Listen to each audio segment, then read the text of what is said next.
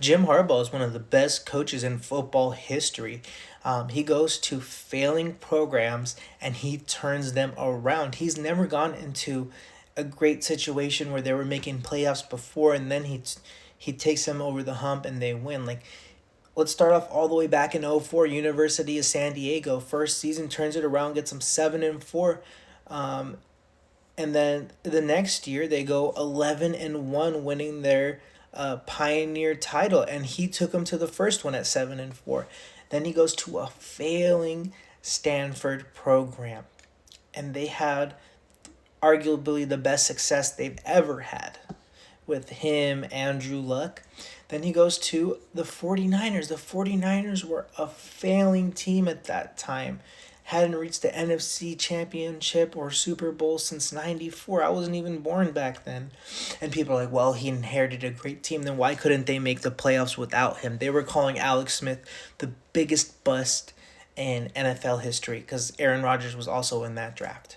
What does he do his first season? He takes them to the NFC Championship. And if it wasn't for Ted Ginn Jr., the punt returner and wide receiver, being injured, Kyle Williams doesn't punt return and he doesn't fumble twice, they would be headed to the Super Bowl. Second year, he actually gets them to the Super Bowl. And I love him. They should have ran the ball with Gore at the goal line, but he took them to the Super Bowl. Third year, NFC Championship. Almost win that. Cap throws a bad interception that gets tipped. The next year it had plethora of injuries, so many injuries, and they were still 8-8, and a lot of the games they lost were within 3 to 7 points. I was still pissed at 49ers owner Jed York for firing him, but that's a topic for another day. So then where does he go? He goes to Michigan. What does he do in Michigan? It took him a few years, but he turned the program completely around and they won the national title last year. Now he goes to the Chargers. The Chargers won, I believe, all of 5 games last year. With a worse roster this year, they don't have wide receivers right now. They are sitting at 5-3. He has them at 5-3 right now. And they play the Titans next week. I definitely see them going 6-3 to start the season. 6-3. In 9 games, he has them at one more win than they had the entire season. This is why I question 49ers ownership. They brought in Brandon Staley, the guy who coached last year, who had 5 total wins and made him assistant head coach. But the thing that I love so much about Jim in particular is his ability to change the culture. From day one, he gets... Look at the Chargers last year and look at the Chargers this year. Look at the amount of energy in the building. Look at the confidence he instills in his quarterbacks. Everyone loves playing for him. They be chanting at the top of their lungs, who got it better than us?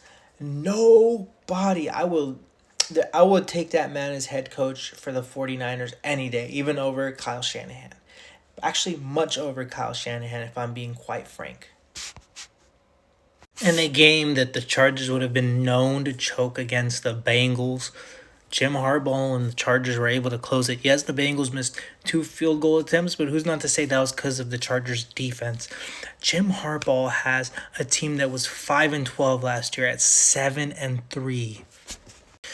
I miss him so much as the 49ers head coach. If you just think about it, Jim does more with a lot less. Look at the Chargers team. They lost their best wide receivers, and he has them at 7-3. The 49ers tend to do less with more, if that makes sense. I mean, people are like, oh, well, there's no Ayuk and there's no Greenlaw. You still have Hufanga back. You still have Debo. You still have Ricky Pearsall. You have George Kittle, you have Nick Bosa, you have all these types of players.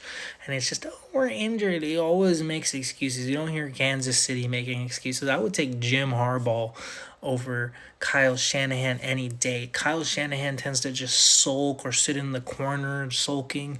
Jim Harbaugh never does that. He interjects such an enthusiasm into his players.